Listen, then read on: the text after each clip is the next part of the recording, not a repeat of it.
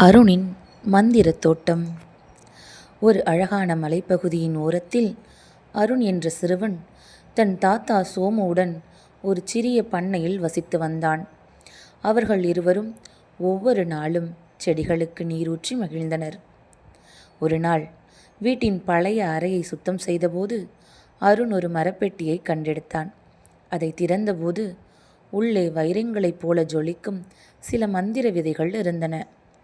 அருண் அந்த விதைகளை தோட்டத்தில் கவனமாக நட்டான். அவனது செல்ல ஆடு தங்கம் அருகில் நின்று அவன் செய்வதை ஆர்வத்துடன் வேடிக்கை பார்த்தது. அடுத்த நாள் காலை அருண் தோட்டத்திற்கு சென்றபோது திகைத்து போனான். அங்கே ராட்சத காய்கறிகள் வளர்ந்திருந்தன. தக்காளி பழங்கள் கால்பந்து போல பெரிதாக இருந்தன.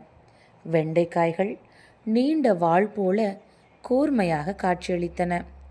அருண் வியந்து நின்றபோது அங்கிருந்த ஒரு பெரிய பூசணிக்காய் கண் சிமிட்டியது. "வணக்கம் அருண், என் பெயர் புன்னி" என்று அந்த பூசணிக்காய் பேசியதை கேட்டு அருண் சிரித்தான்.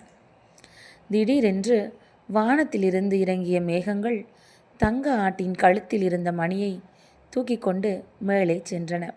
இதை கண்ட தாத்தா சோமுவும் ஆடும் செய்வதறியாது திகைத்தனர். அருண் தன் நண்பனான ஆட்டிற்கு உதவ நினைத்தான். அப்போது தரையிலிருந்த ஒரு ராட்சத முள்ளங்கி அழகான சிறகுகள் முளைப்பதை கண்டான். அருண் துணிச்சலாக அந்த பறக்கும் முள்ளங்கியின் மீது ஏறி அமர்ந்தான். அது மெதுவாக காற்றை கிழித்து கொண்டு மேகங்களை நோக்கி பறந்தது. மணியுடன் பத்திரமாக தரையிறங்கிய அருணை தாத்தா சோமு கட்டிப்பிடித்து பாராட்டினார். அருண், தாத்தா, தங்கம் மற்றும் பேசும் பூசணிக்காய் அனைவரும் அந்த மந்திரத் தோட்டத்தில் மகிழ்ச்சியாக விளையாடினர்.